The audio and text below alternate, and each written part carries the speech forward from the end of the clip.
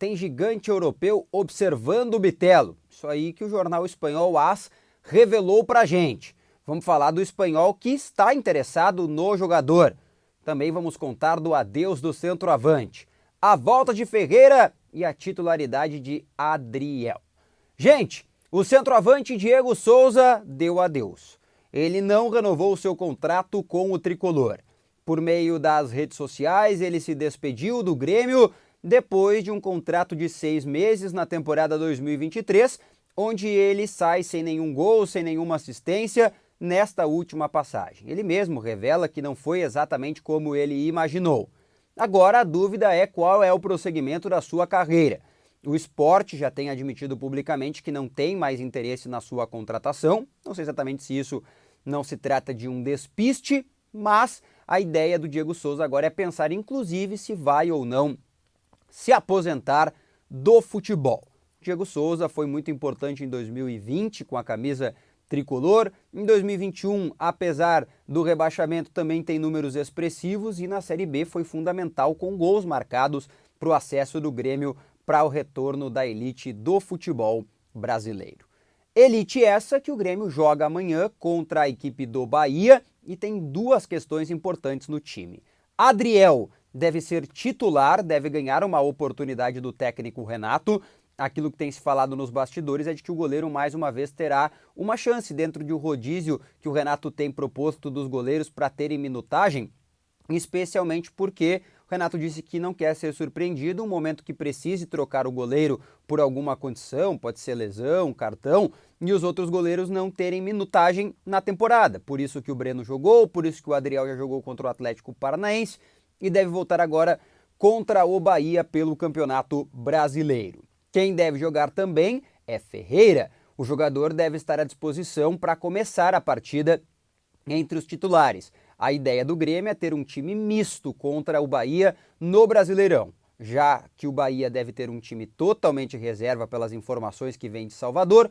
O Grêmio deve ter um time misto, até porque o tricolor hoje é o vice-líder do Campeonato Brasileiro, está distante do Botafogo em 7 pontos, pode diminuir essa vantagem, especialmente se o Botafogo não conseguir pontuar bem contra o Vasco.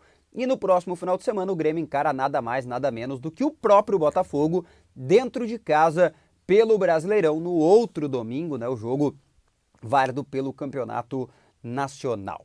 Bom, gente, para fechar esse vídeo, o jornal AS da Espanha divulgou hoje uma matéria sobre Bitelo. Além de comparar com o jovem jogador promissor do futebol espanhol, ele revela detalhes sobre observações que foram feitas em relação ao atleta. O link da matéria está aqui na descrição do vídeo para você que tem interesse em ler a íntegra da publicação feita pelo portal AS. E eles revelam que o Barcelona fez observação em relação ao jogador, certamente um trabalho de scout, e desistiu, né, porque fez uma análise, para aquele momento não era o ideal. Mas ele confirma também a informação recente que nós havíamos trazido aqui, do interesse do Mônaco, fala inclusive em um representante espanhol do Bitelo na Europa trabalhando para negociar o jogador.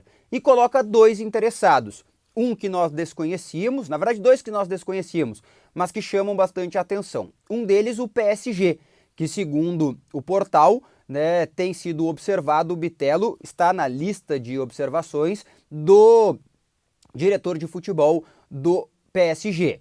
Não há nada em relação ao clube do PSG que nós tenhamos conhecimento aqui. O interessado francês é o Mônaco, que sabe que precisa aumentar a proposta de 10 milhões de euros que foi entregue para o Grêmio. E um outro interessado é um clube menor do futebol espanhol, que é o Celta de Vigo, né, clube que não foi bem nesta temporada.